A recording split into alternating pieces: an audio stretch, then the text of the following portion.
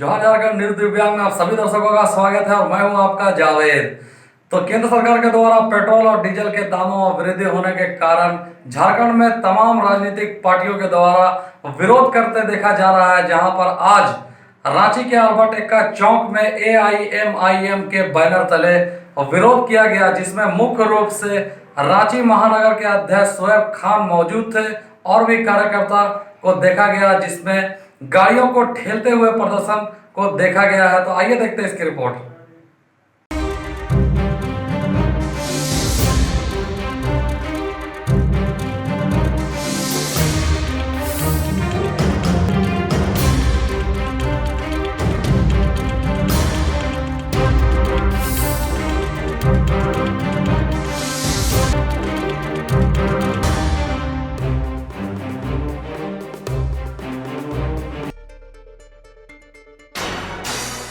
Petrol diesel के दामों में वृद्धि होने के कारण कई राजनीतिक पार्टियों ने किया सरकार का विरोध। रांची में AIMIM समेत कई पार्टियों ने सरकार का किया विरोध। केंद्र सरकार के द्वारा जो पेट्रोल और डीजल की दामों में वृद्धि आई है, उससे हिंदुस्तान के कई जगहों पर विरोध प्रदर्शन देखा गया है, जहां पर आप रांची के अल्बर्ट एक्का चौक में देख सकते हैं। हमारे पीछे भी MIM के बैनर तले कुछ लोग हैं जो यहां पे विरोध जताते हुए अपना संघर्ष कर रहे हैं। तो जैसा कि बताया गया कि पहली बार ऐसा हुआ है कि पेट्रोल से पार डीजल गया है, तो इससे लोग काफ़ी नाराज़ नज़र आए हैं। आइए जानते हैं यहाँ के लोगों से इनकी ज़बानी। सर, क्या कुछ कहना चाहेंगे? मैं बताना चाहूँगा आपको कि इस बार पूरे हिंदुस्तान के हिस्ट्री में एक ऐसी चीज़ हुई जिसका तसव्वुर भी हिंदुस्तान के किसी नागरिक ने नहीं किया होगा। आज हमारे यहाँ डीजल जो है वो पेट्रोल से पार हो गया। कहाँ गया मोदी का मास्टर स्ट्रोक? क्या उनका मास्टर स्ट्रोक सिर्फ और सिर्फ चुनाव के वक्त नज़र आता है? आज जो एक्साइज ड्यूटी लग रही है, एक रुपये एक्साइज ड्यूटी जो लगती है वो तकरीबन 13 से 14 हज़ार करोड़ मोदी सरकार के खाते में जाता है। 10 रुपये से ज़्यादा एक्साइज ड्यूटी लग रही है और तकरीबन 1.5 लाख करोड़ से ज़्यादा मोदी के अकाउंट में जा रहा है, या सिर्फ ये कहें कि बीजेपी के अकाउंट में जा रहा है। ये मास्टर स्ट्रोक कहीं नज़र नहीं आ रहा अभी मोदी का। 20 साल के इतिहास में ऐसा हुआ है कि लोग त्राही हो गए।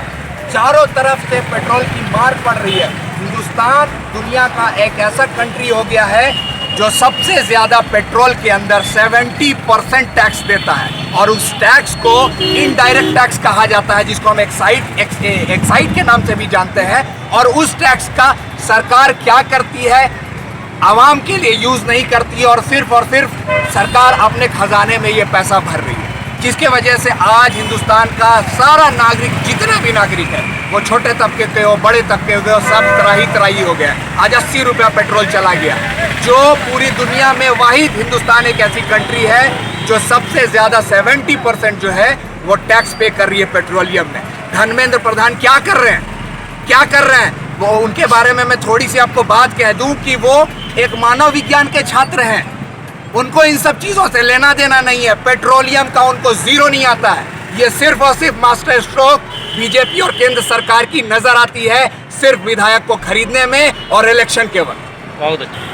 क्या कहेंगे कि आप अभी जो मतलब कि रिक्शे पे और कार में धक्का मारते हुए अब एक विरोध जता रहे हैं, क्या केंद्र सरकार सुनेगी इस बात को कि आज ये पहली बार मुद्दतों के बाद ये मामला नज़र आया है कि पेट्रोल से ज़्यादा डीजल का दाम हो गया है? तो क्या सरकार ये सुन पाएगी आप लोगों का? मैं सिर्फ इतना बोलना चाहूँगा कि सरकार को सुनना पड़ेगा, क्योंकि आज यही बीजेपी की सरकार अगर पिछला 2012 की मैं बात करूँ तो जिसके आज सदी के जो बड़े महानायक कहलाते हैं अमिताभ बच्चन जी, वो जब पेट्रोल पंप में पेट्रोल भराने के लिए गए थे, जब उनको बोला गया कि कितना का पेट्रोल डाल दूँ, तो वो बोले कि 2-4 रुपया का गाड़ी के ऊपर छिड़क दो, गाड़ी को आग लगानी है। आज अनुपम खेर जी जो है 2012 में उनका स्टेटमेंट था कि मैंने अपने ड्राइवर से पूछा अपने बाइक में क्यों नहीं आया, तो वो बोले कि बाइक को शोपीस में रख दिए हैं, इसलिए साइकिल में आया हूँ। तो आज कहाँ गए वो अंधभक्त लोग? मैं उन लोगों को भी अंधभक्त बोलूँगा। आज मोदी सरकार से मेरा नर्म निवेदन है कि आप सबका विकास की बात करते हैं, तो आज लॉकडाउन की वजह से आज त्राहिमाम है सारी जनता। आज इस पेट्रोल की जो मार आपने दिया है, आज सारे कहाँ से वो लोग क्या करेंगे? रिक्शा में नहीं चलेंगे, साइकिल में नहीं चलेंगे तो क्या करेंगे? अभी मैं क्लियर एक और चीज़ कर देता हूँ। सुहेब भाई बोले कि एक्साइज जो ड्यूटी होता है, जो रेट होता है वो 10 रुपया लगा है। 10 रुपया नहीं, ये अंतर्राष्ट्रीय बाजार में अगर इस कच्चा तेल की बात करें तो प्रति बैरल जो है ना 20 रुपये आता है। रिफाइनरी में ज़्यादा से ज़्यादा 4 रुपये 60 पैसा, यानी कि 24 रुपये 60 पैसा में ही आपको तेल मिल रहा है। इसमें एक्साइज ड्यूटी जो है वो 32 रुपये लगा रहे हैं, प्लस स्टेट वाइज जो है वो 18 रुपये जो जैसा लगा रहे हैं। मतलब 50% जो है एक्स्ट्रा टैक्स लिया जा रहा है। तो क्यों लिया जा रहा है? आप बोलते हो कि मेरे को यहाँ पे आत्मनिर्भर बनाना है, आर्थिक स्थिति को ठीक करना है, तो यही मतलब कि जनता का ही जेब काटोगे आप।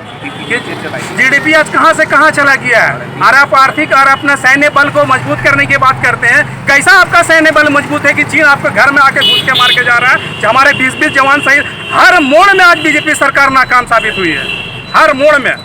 तो क्या कहेंगे आपकी जो आला कमान है, अभी तक उनका भी स्टेटमेंट नहीं आया अकबरुद्दीन ओवैसी साहब का तेल को लेकर के, और फिर चीन को लेकर के जो उन्होंने जवाब दिया था, मगर आज तक उनका जवाब नहीं मिला है। बिल्कुल तो क्या कहेंगे? बिल्कुल लगातार उनका शुरू से ही आ रहा है, बल्कि 40 दिन से जो गतिविधि चल रही थी बॉर्डर में, वो आपका गलवान घाटी में, उस वक्त से उनका जो है ना सरकार से सवाल किया जा रहा था कि ये क्या हो रहा है, आप क्यों नहीं इस सवाल का जवाब दे रहे हैं? चीन जो है हमारा जमीन में कब्जा कर रहा है, लगातार पूछते आ रहे हैं वो, और अभी भी पूछ रहे हैं। हमारे सदर असदुद्दीन ओवैसी ने पहली आवाज़ उठाई थी कि जब हमारे 20 जवान शहीद हुए थे तो गवर्नमेंट क्यों नहीं बता रही है, उनका ऑफिशियल डेटा ये क्यों नहीं अनाउंस करता है कि 46 उनके हमने मारे हैं, 45 उनके हमने मारे हैं? क्यों गवर्नमेंट सामने आकर के, मीडिया के सामने फेस टू फेस आकर के ये कहती है कि हमने भी उनके 45 मारे?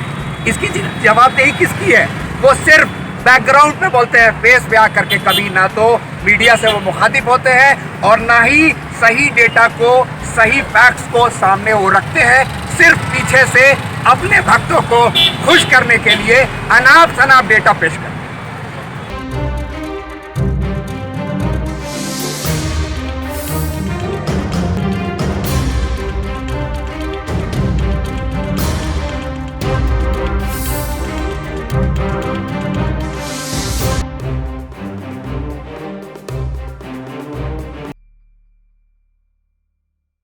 भी दे सकते हैं हमें अपनी राय, अपने किसी कार्य, प्रोग्राम अथवा प्रोग्राम की जानकारी स्क्रीन पर दिए गए हमारे फ़ोन नंबर और ईमेल द्वारा। तो देखना ना भूलें। न्यूज़ दिव्यांग, मुख्य धारा है, अधिकार हमारा।